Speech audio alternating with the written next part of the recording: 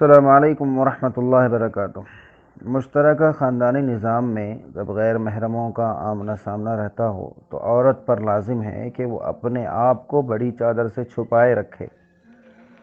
مستقل چہرے پر نقاب ڈال کر رکھنا ضروری نہیں ہے، کیونکہ جوائنٹ فیملی میں یہ چیزیں مشکل ہیں کہ ہمیشہ چھپے ہوئے رہیں اور ہمیشہ پردہ ڈال کر رہے۔ البتہ یہ ہے کہ گھریلو امور انجام دیتے ہوئے بڑی چادر لے لے، اپنے آپ پر کچھ اس طرح سے اوڑھنی وغیرہ ڈال لے کہ آسانی سے چہرے پر نظر نہ پڑ سکے۔ بلا ضرورت غیر محرم، خاص طور پر دیور جیٹ، جس کو احادیث میں موت کہا گیا، الحم الموت، کہ دیور تو موت ہے، جبکہ دیور دوسرے مذاہب میں دیور کو دیور اسی لیے کہتے ہیں کہ وہ آدھا شوہر اس کو کہتے ہیں۔ حالانکہ دین و اسلام میں دیور کو موت کہا گیا، خاص طور پر دیور سے بالکل پردہ ہونا چاہیے۔ اب یہ ہے کہ مکمل برقع تو ہمیشہ پہن کے نہیں رہ سکتے، مکمل نقاب تو ڈال کے نہیں رہ سکتے، لیکن ایسی بڑی اوڑھنی جس کے ذریعے سے چہرے پر فوری نگاہ نہ پڑ سکے، اور مکمل ساتر لباس، مکمل ڈھیلا ڈھالا لباس پہن کر گھر میں رہیں۔ اور اگر کبھی کوئی ضروری بات یا کام ہو تو آواز میں تھوڑا سا لچک پیدا کیے بغیر موٹی آواز سے بات کی جائے، ضرورت کی حد تک بات کی جائے۔ بے محابہ گفتگو کرتے بیٹھنا اور ہنسی مذاق کرنا غیر محرموں کے ساتھ میں بالکل بھی اس کی اجازت نہیں ہے، ٹھیک ہے۔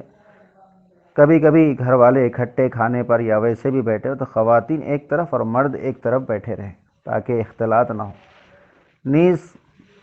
گھر کے نامحرم مرد بھی اس کا اہتمام کریں کہ گھر میں داخل ہوتے وقت بغیر اطلاع کے داخل نہ ہوں، بلکہ بتا کر یا کم از کم کھنکار کر، یعنی جیسے آواز نکالتے ہیں ہم اہاں اہوں کر کے آواز نکالیں، آواز کر کے آئیں، دور سے سلام کر کے آئیں، تاکہ کسی قسم کی بے پردگی انجانے میں بھی نہ ہو۔ یہ سب چیزیں گھر کے مردوں کو بھی، اپنے بھائیوں کو بھی سمجھانے کی ضرورت ہے۔ گھر کی تربیت سے اس کا تعلق ہے کہ گھر کے بچوں کو، بڑوں کو، گھر کے مردوں کو بھی اس کی تربیت کرنے کی ضرورت ہے۔ اب ماحول اگر ہم پورا چینج کر کے رکھے، اپنے گھر کے مردوں کو نصیحت نہ کریں اور سارا کا سارا دوش بیوی کو دیں، بیوی کو ہی سمجھانے لگ جائیں، تو یہ سدھرنے والی چیز نہیں ہے۔ بیوی کو بھی سمجھائیں کہ وہ بڑی اوڑھنی لے کے رکھے، اور دوسری طرف مردوں کو بھی سمجھائیں، نصیحت کریں کہ بھئی وہ اس طرح سے پردے کا اہتمام کرے جس طریقے سے شریعت میں کہا گیا ہے۔ باقی اس کے باوجود بھی اگر ممکن نہ ہو تو الگ گھر میں رہنا ہی زیادہ عافیت ہے،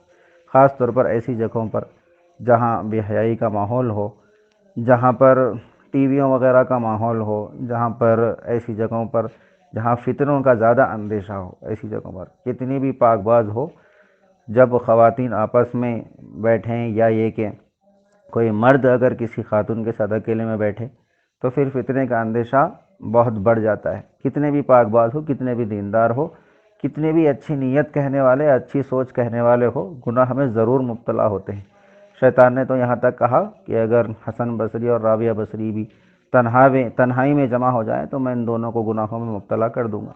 اس لیے اس کا بہت خیال رکھنے کی ضرورت ہے۔ اب یہ ہے کہ ہر ایک کے پاس میں فیسلٹیز نہیں ہوتی ہیں، ہر ایک الگ گھر دے کے نہیں رہ سکتا ہے،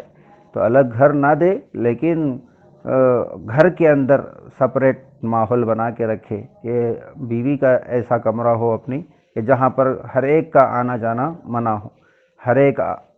بے پرواہی کے ساتھ، لاپرواہی کے ساتھ بے دھڑک چلے نہ آئے، بلکہ اس کی روک ٹوک کا انتظام ہو۔ پردوں کا گھر میں پردے لگے رہیں، چولہے کے پاس پردہ لگا ہو، ہال کے پاس پردہ لگا ہوا ہو، اسی طرح ہر کمرے پر پردہ لگا ہوا ہو۔ جہاں پر آنا اگر ہو تو اجازت لے کر آنا ہو، سلام کر کے آنا ہو، کھنکار کے آنا ہو۔ باقی عمومی ایک ہال ہو جس میں سب آتے جاتے رہتے ہو، تو اس طریقے سے ہونا چاہیے، گھروں کے اندر سسٹم ہونا چاہیے۔